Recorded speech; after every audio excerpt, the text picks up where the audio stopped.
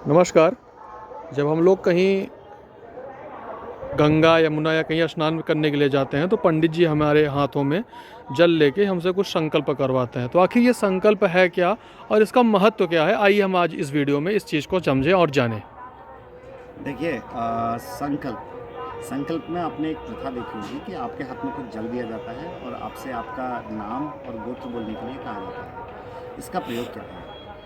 संकल्प का प्रयोग है कि हम एक गणितीय विवेचना, एक समय की विवेचना कर रहे हैं और साथ में हम जिस भी देवता के प्रीत्यार्थ, जिस देवता को प्रसन्न करने के लिए, जिस पर्व का पर्व के लिए पूजन कर रहे हैं या किसी देवता के, जिस देवता के निमित्त और किस किस इच्छा से, किस कामना से, किस कामना से हम पूजन कर रहे हैं, इसको हम संकल्प में कहते हैं।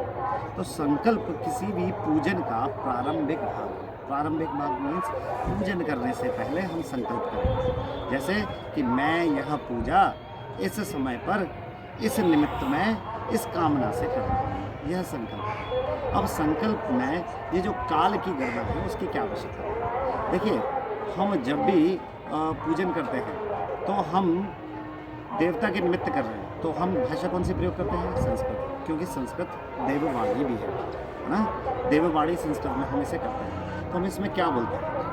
हरि ओम विष्णु विष्णु विष्णु अद्य श्री प्राणपुरुषस्य प्रवर्तमाने श्री श्वेत वरह कल्पे। अभी कल्प क्या होता है? एक कल्प समय का वह मात्र है जिसमें ब्रह्मा का एक दिन होता है। ब्रह्मा के दिन और रात को अगर हम जोड़ें तो 2 कल्प हो जाते हैं। दिन और रात के इस मान को हम अहोरात्र कहते हैं। हम मनुष्यों के जो पृथ्वी पर रहते हैं, हमारा अहोरात्र 24 घंटे का होता है। देवताओं का अहोरात्र 1 वर्ष का होता है। ब्रह्मा जी का एक अहोरात्र जो है वह 14 मनवंतर और उसकी संधियों के बराबर है। यानी कल्प इतना बड़ा समय अंतराल है जिसमें कितनी बार सृष्टि बनी और बिगड़ी। अब हम बोलते हैं वैवस्वत मनवंतरे। अब मनवंतर, वैवस्वत मनवंतर चल रहा है, तो हमारे यहाँ जो कालगणना है, कालगणना में मनवंतर 14 बताए हैं, जिनमें से 7वें वैवस्वत नाम के मनवंतर चल रहे हैं। तो मनवंतर क्या है? मनवंतर को हम मनु भी कहते हैं। मनु वह जो किसी भी मनवंतर किसी भी काल के खंड के आरंभ में जो प्रजापति होते हैं उनको हम स्वयं मनु कहते हैं। स्वयंभू मनु पहले मनु थे, प्रजापति थे। तो अभी जो मनु चल रहे हैं वो 7वें चल रहे हैं। तो इसको अर्थात हम कह सकते हैं 6 मनवंतर निकल चुके हैं। अब इसके बाद बोलते हैं हम वैवस्वत मनवंतरे अष्टाविंशत कलयुगे कलि प्रथम चरण में, यानी 28वां कलयुग चल रहा है। अब इस 28वें कलयुग का क्या मतलब है? तो यहाँ मनवंतर के कालगणना को जब हम जानेंगे तो एक मनवंतर में 71 महायुग होते हैं। 71 महायुग यानी 71 बार महायुग होंगे। अब महायुग क्या होता है? एक महायुग में 4 युग, सतयुग, द्वापर, त्रेता और कलयुग। इनमें सबसे छोटा मान कलयुग का होता है। आप आज हम लोग कलयुग में जी रहे हैं, 5000 वर्ष गुजर चुके हैं, 5123 वर्ष। आज 14 जनवरी 2023 को कलयुग के 5123 वर्ष गुजर चुके हैं। और ये जो कलयुग है, ये इन युगों की गणना में सबसे छोटा युग होता है, जिसका मान 4,32,200 होता है। अब यही द्वापर युग इसका 2 गुना, त्रेता युग इसका 3 गुना और सतयुग इसका 4 गुना होता है। 17,80,000 ये मान होता है सतयुग का। तो हम क्या कह रहे हैं कि 28वां कलयुग यानी 28वां महायुग चल रहा है। 27 महायुग निकल चुके हैं। फिर हम क्या बोल रहे हैं? कलयुगे कलि प्रथम चरण, यानी कलयुग का प्रथम चरण चल रहा है। जम्बू द्वीपे भरतखंडे आर्यावर्तांतर्गत ब्रह्मा वर्तैक देश है, ये अपने देश का नाम लेते हैं। फिर हम कहते हैं अमुक नगरे, अमुक स्थाने, यानी हम संस्कृत भाषा में बता रहे हैं कि हम इस कल्प में, इस मनवंतर में, इस युग में, इस चरण में, इस स्थान पर।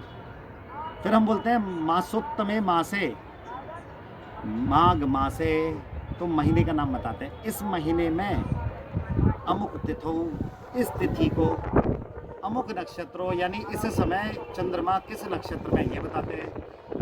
अमुक राशि सूर्य स्थित हो, यानी सूर्य किस राशि में इस समय स्थित है। तो हम पूरा गणितीय विवेचन में देवताओं से ये वार्तालाप कर रहे हैं कि हम इस स्थान पर इतने बजे इस महीने को इस गोचर में ग्रह हैं और हम कहाँ बैठे हैं, किन नदियों के पास, या ऐसा विवेचन कुछ करते हैं कि हम किस नदी के पास या किस स्थान के पास हैं, और उसके बाद हम बोलते हैं कि हम किस देवता के निमित्त ये कर रहे हैं। तो जैसे दीपावली पर हम बोलेंगे लक्ष्मी पूजन के लिए हम कर रहे हैं इसको, और कुल देवता के निमित्त भी हम कर रहे हैं, कुल देवता के निमित्त कर रहे हैं, तो हम कुल देवता का यहाँ नाम रखेंगे।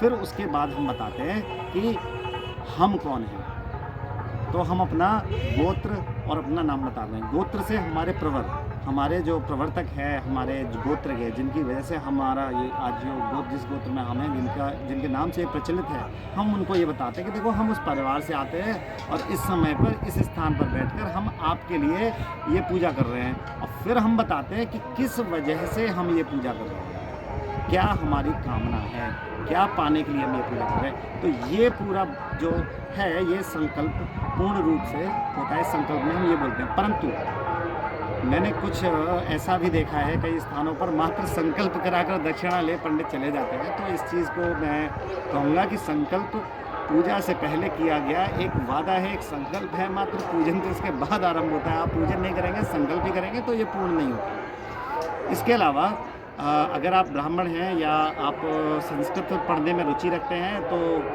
बैजनाथपंचांग.com नाम की हमारी साइट है, मोबाइल ऐप भी है बैजनाथ पंचांग नाम से प्ले स्टोर पर, गूगल प्ले स्टोर पर। आप उसमें जाकर संकल्प सेक्शन में दैनिक रूप से पंचांग को संकल्प को निकाल सकते हैं। उसमें पूरा यह संकल्प गणितीय विवेचन के साथ आपको सदैव उपलब्ध है।